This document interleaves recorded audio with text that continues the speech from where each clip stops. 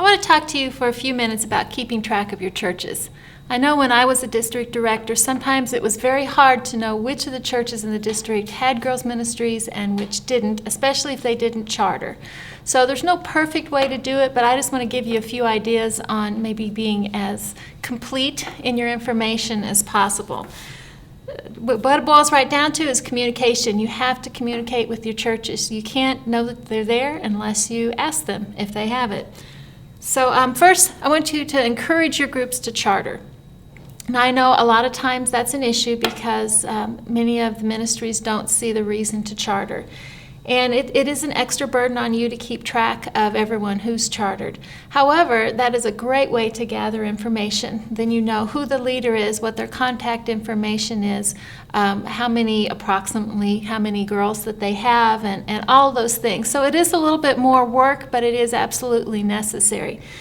So encourage your groups to charter. Give them a benefit to chartering. I know most churches will say, if there's no benefit to chartering, why do I need to do that? It's just extra paperwork, it's extra money, what do I get out of it? So give them something to get out of it. We often would give a discount to our events if they were chartered.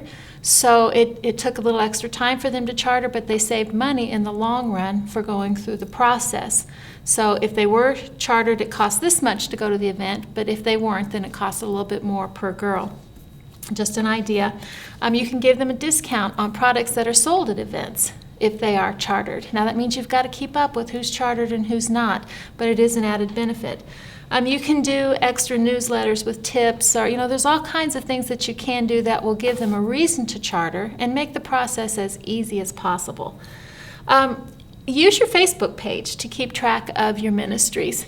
And I'm assuming you all have them, as Mindy has told you in another one of these videos. It's absolutely necessary that you communicate that way because that's where our culture is right now. So do giveaways on your Facebook page.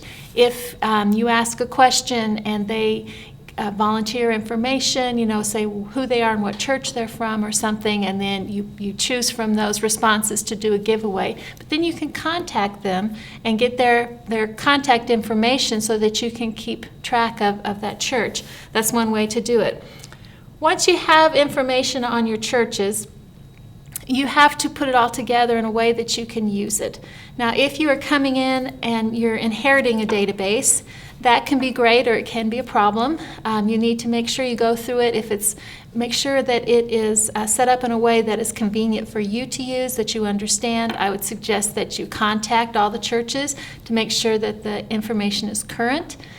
It may be, but that's also a great way for you to connect with the churches and say, hey, I'm the new district director, and introduce yourself and all that. But in the meantime, you can verify the information.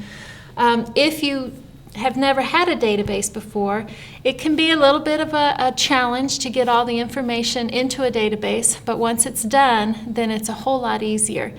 Now, database, what do you use? If your district office uses a particular type of database, then see if you can also use that. If they use Access, if they use Shelby, anything like that, where you can, instead of having all the different ministries having different information, if you can have it all in one place, that's awesome. That's a great way to do it. If that's not available, then an easy one to use is Excel. I would always put all of my churches into the database. Whether I knew if they had girls' ministries or not, I would put every church in there.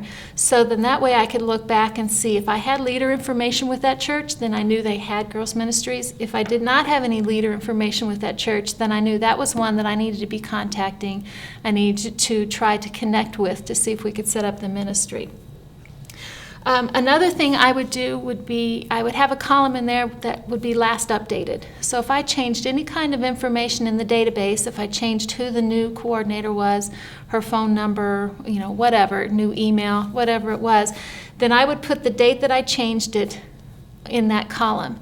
And then I could look back through, if there was information that had been changed, a year ago or something like that, I would be pretty certain that it was current.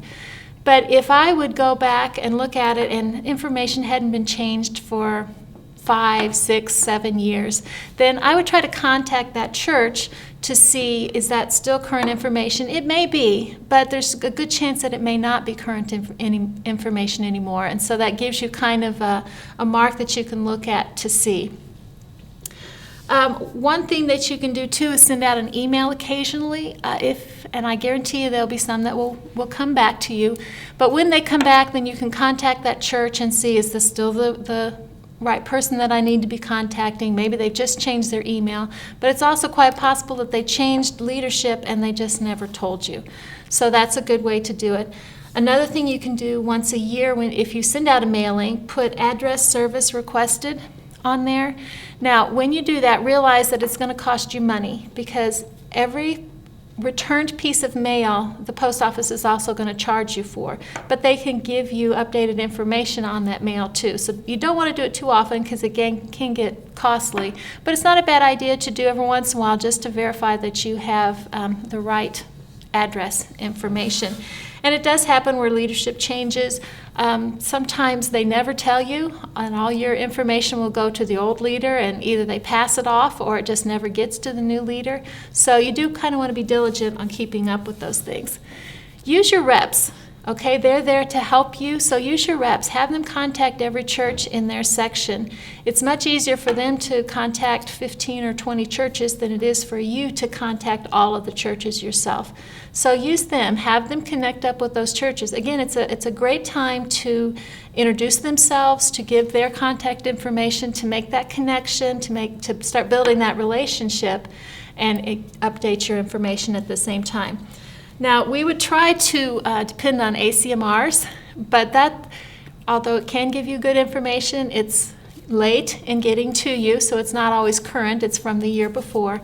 And sometimes it takes a while to filter down through all of the layers. So although you can use that, that's not always the best way to do it. Get information at district events. If you have a booth, if you can have people come by, fill out cards or surveys, or whatever you can do, make it short, because nobody's going to stand there and do a lot of answering questions or anything like that. But if you can gather information that way and just have them check, yes, we have girls ministries, no, we don't have girls ministries, along with their name and their church, then you know, okay, I don't have this person in my list and they say they have girls ministries, I need to contact them. Or they don't have girls ministries, so I need to make it a point to connect up with them and see how I can help them get it started, answer questions, all that kind of thing. If I had any phone calls that came in from new coordinators, I made sure that either myself or my assistant would update that information right away. If I didn't update it right away, like as soon as I got off of the phone call, then a lot of times it would get lost. So that's a great way to gather information too. The key is, even though it's kind of tedious in the process, the key is to keep everything as current as you can, and don't be afraid to reach out to those that you're not sure of, those that you haven't heard from in a while, those that used to charter but don't anymore, all of that kind of thing. Keep your records as current as you can, and it'll be a lot easier to keep track of your churches.